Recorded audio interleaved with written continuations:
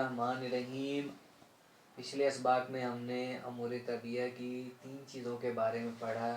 اور چوتھی چیز اخلاق کے بارے میں۔ اب اخلاق میں جو ہم سب سے پہلے جس کا ذکر کریں گے وہ پہلی خلط ہے، اس کو خون کہتے ہیں، انگلش میں بلڈ کہتے ہیں اور عربی میں دم کہتے ہیں۔ خون کی 2 اقسام ہیں، خون طبعی اور خون غیر طبعی۔ تو خون طبعی جس کا رنگ شوخ سرخ ہوتا ہے، ذائقہ شیریں، مزاج گرم تر اور اس کی مخصوص بو ہوتی ہے، یعنی دوسرے الفاظ میں ہم ایسے کہہ سکتے ہیں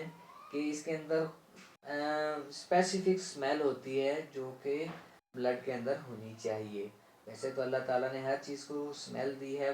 اس کا ایک رائحہ یا خوشبو دی ہے، لیکن بلڈ کی خوشبو ایسی ہے کہ یہ ناگوار نہیں گزرتی اگر یہ اعتدال پہ ہو تو، یعنی اس کا مزاج گرم تر، اس کی خوشبو مخصوص قسم کی، اس کا ذائقہ شیریں اور رنگ شوخ سرخ ہوتا ہے۔ آگے ہم اس کی غیر طبعی قسم کے بارے میں پڑھیں گے۔ غیر طبعی قسم میں سب سے پہلے اس کے اندر کوئی چیز شامل نہ ہوئی ہو، یعنی ایٹ سیلف اس کے اندر گرمی یا سردی کی کیفیات بڑھ گئی ہوں۔ تو دوسری قسم یہ ہے کہ اس میں کسی قسم کی باہر سے کوئی چیز شامل ہوئی ہو۔ تو مزید اس کو ہم 2 حصوں میں آگے اور تقسیم کر لیتے ہیں، باہر سے شامل ہوئی چیزوں میں سے۔ نمبر 1 یہ ہے کہ ہمارے جسم میں کوئی چیز باہر سے داخل ہوئی ہے، جیسے کوئی کیمیکل ہے، کوئی سبسٹانس ہے جس نے خون کے مزاج کو تبدیل کر دیا ہو، تو اس وجہ سے بھی خون کا جو ہے مزاج تبدیل ہو جاتا ہے، رنگ تبدیل ہو جاتا ہے، اسمیل چینج ہو جاتی ہے اور اس کا ذائقہ بھی چینج ہو جاتا ہے۔ یا ہمارے جسم کے اندر ہی کوئی ایسا ری ایکشن ہو گیا ہو، ایسی عفونت آ گئی ہو، ایسی سمیت آ گئی ہو، ایسا زہر پیدا ہو گیا ہو، ٹاکسن پیدا ہو گیا ہو جس کی وجہ سے خون کے اندر زہریلا پن آ گیا، سمیت آ گئی یا ٹاکسک آ گیا جس کی وجہ سے خون کا مزاج بدل گیا۔ ہم اس کو دوسرے الفاظ میں اس طرح بھی کہہ سکتے ہیں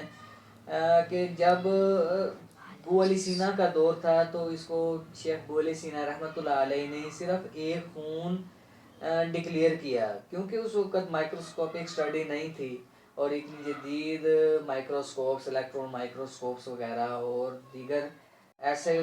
سچ کوئی ایسا فنامنا نہیں تھا کہ جس سے اس کی مائکرو اسٹڈی کی جاتی، تو انہوں نے اس کو خون کو ہی ایک پورا ایک باب بنا دیا۔ لیکن آج کل کے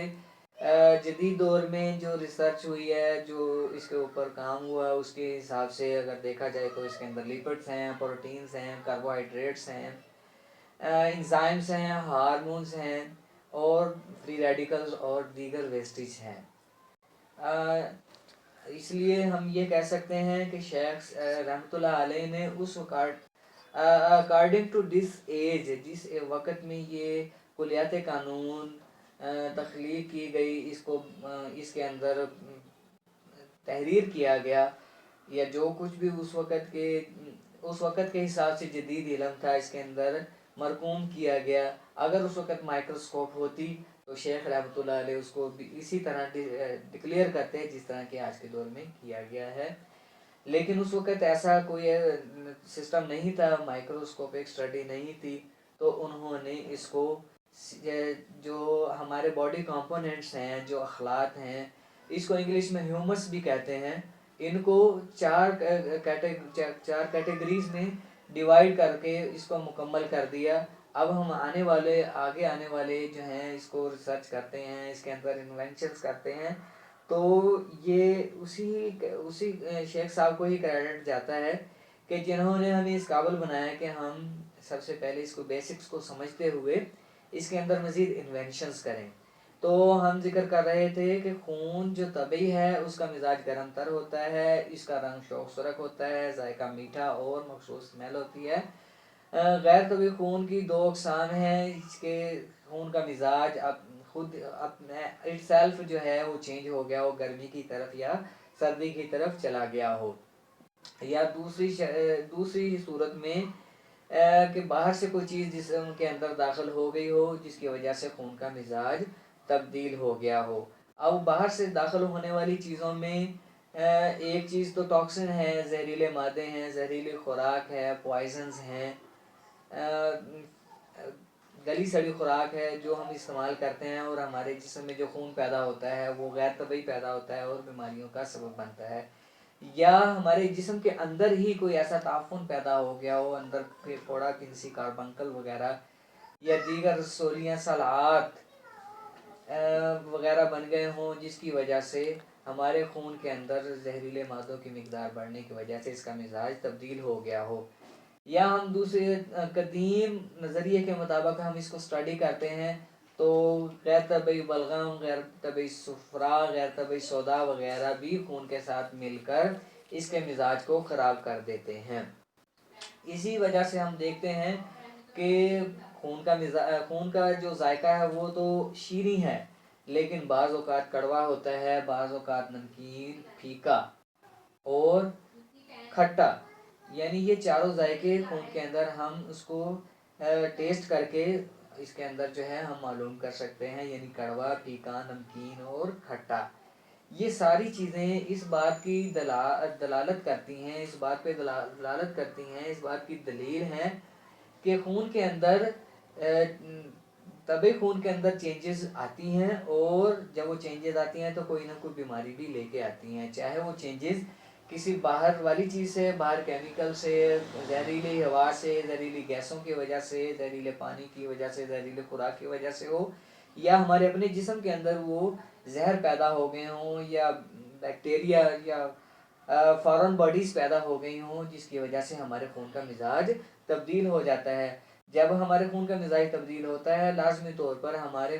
جو اعضاء ہیں ان کو نیوٹرینٹس نہیں ملتے، ان کو ان کی خوراک نہیں ملتی اور ان کے اندر جس کی وجہ سے ڈکے آ جاتا ہے، کمزوری آ جاتی ہے اور وہ اینڈنگ کی طرف جانا شروع ہو جاتے ہیں. اس وجہ سے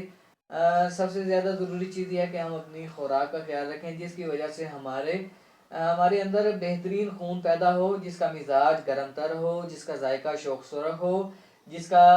ذائقہ جو ہے وہ میٹھا ہو، جس کا رنگ شوق سرخ ہو